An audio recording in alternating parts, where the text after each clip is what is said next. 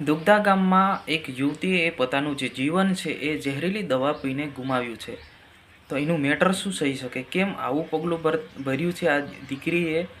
નમસ્કાર મિત્રો, બીમાં તમારું સ્વાગત છે. હું તમારો દોસ્ત શૈલેષ ભીલ. મિત્રો, વિડીયોને અંત સુધી જોજો અને ચેનલ પર નવા આવ્યા હોય તો ચેનલને સબસ્ક્રાઈબ કરવાનું બિલકુલ પણ ભૂલતા નહીં. તો મિત્રો, વાત કરવામાં આવે તો શંકુતલાબેન ડુંગરા ભીલ જે દુગદાના વતની છે એ ઝેરીલી દવા પીને પોતાનું જે જીવન છે એ ટૂંકાવ્યું છે.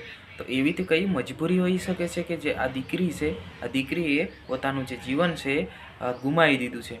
તો ખરેખર મિત્રો, આજે શંકુતલાબેન ડુંગરા ભીલ છે એ એક ડૉક્ટર બનવા માંગતા હતા અને નર્સિંગનું કામ પણ એમને ચાલુ કરી દીધું હતું. તો એક મા બાપના સપના અને દીકરીના સપના એ પણ અધૂરા રહી ગયા અને આ જે દીકરી છે પોતાનું જે જીવન છે એ ટૂંકાવી દીધું હતું. તો ખરેખર મિત્રો, આ જે દીકરી છે એનું પર્સનલ મેટરના કારણે આવું પગલું ભર્યું છે.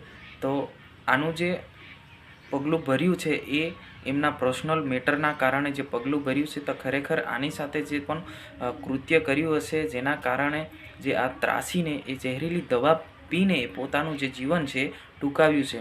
તો ખરેખર મિત્રો, જે આવા બનાવ છે આપણા ડુંગર વિસ્તારમાં ખૂબ જ બની રહ્યા છે અને આવા ત્રાસથી ઘણી દીકરીઓ પોતાના જે જીવન છે ટૂંકાવી રહી છે.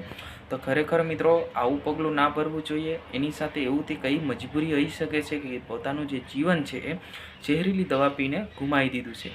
તો મિત્રો, જે આ દીકરી સાથે જે પણ આવું કૃત્ય કર્યું હશે, જે પણ આની સાથે આવું કર્યું હશે એને જલ્દી પકડવામાં આવે. ખરેખર આવું જે પગલું જે ભર્યું છે, પોતાનું જે જીવન ગુમાવ્યું છે, આ ખૂબ જ દુઃખની બાબત હોઈ શકે છે. જે દીકરીઓ છે આવા જે બનાવ છે ખૂબ બની રહ્યા છે. તો મિત્રો, વાત કરવામાં આવે તો શકુંતલાબેનનું એક મોટું સપનું પણ અધૂરું રહી ગયું, મા બાપનું સપનું પણ અધૂરું રહી ગયું. તો આજની વિડીયોની અંદર બસ આટલું જ. આપણે મળીશું તરત જ નવા વિડીયોમાં. જય હિન્દ, જય ભારત.